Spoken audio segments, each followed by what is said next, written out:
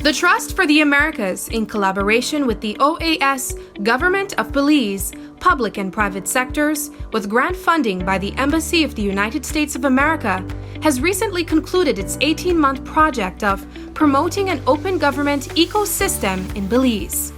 The Trust for the Americas conducted capacity-building training for Belizeans from the government, public and private sectors through seminars and workshops for the Open Government Ecosystem Project. But what is an open government and how will it benefit Belize? Open governments is an opportunity for all citizens to participate on making policies, on making services, on contributing to make any country, any community better. Open government is a modern tool for public administration under the principles of participation, transparency, and collaboration. This new concept aims at strengthening the relationship between citizens and government and improve governance and better service delivery. The various training and co-creation processes help to form small government civil society coalitions for the development of 8 innovative projects. These projects were funded by the subgrants and span from improving stakeholder access to fisheries resources management data to improving crop production yields using climate-smart agricultural practices, to name a few. WCS has been working for many years to improve the way that accountability takes place, in particular as it relates to enforcement and record keeping for resource users with the Fisheries Department.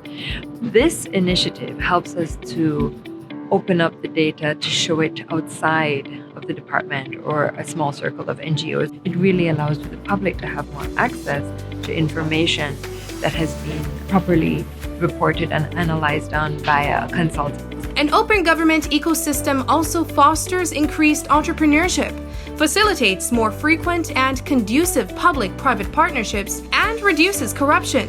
One of the factors that motivated the creation of this site and the directory in particular was a complaint from our membership that they felt that there was a bias that existed in some of the institutional entities when it comes to jobs being offered or promoted and only a select group of people being able to access the work available.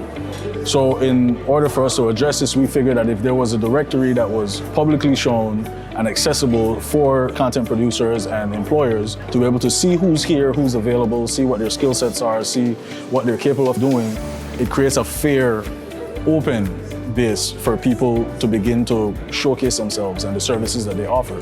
So in regards to the open government aspect of it, it eliminates that excuse of favoritism, nepotism, cronyism that may or may not exist in these circles, but it immediately eliminates that from being a factor when it comes to the audiovisual industry in particular.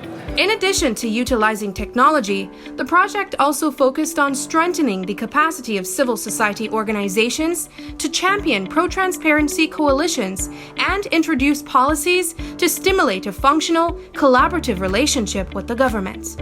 In expanding the issue of open government and why this was important to us, there have been some news reports, and some of these cases become high media cases because if a police officer is involved, there is, of course, media attention given to it. And there have been issues with how to ensure that, one, we're having due regard for the protection of confidentiality of the persons who are involved, two, protecting the rights of officers who are involved, and three, ensuring transparency. And the issue of transparency is important for open government. People must know that the government is following appropriate protocols, that there are no special treatments being given to anybody, that people are not sidetracking appropriate protocols because of friendships or because their colleagues are involved. So we wanted to ensure that we will be able to support police officers in providing proper training in how to handle these higher sensitivity cases, and in also ensuring that their protocols were adequate to be able to stand up to scrutiny and will ensure transparency if they were looked at, and would ensure accountability and appropriate responses. I just want to say a big thank you to all the stakeholders involved. On the civil society side, we have members of the media, we had members of academia, UWI, University of Belize, Galen University, Corazal Junior College. Of course, a very big thank you to the Belize Chamber of Commerce and Industry, their president, Mr. Nikita Usher. They've all played a very pivotal role in pushing open government forward. On the government side, we want to thank the Economic Development Council, Executive Director, Mr. Ishmael Quiros, We want to thank Beltrade, their executive director, Dr. Leroy Almendares.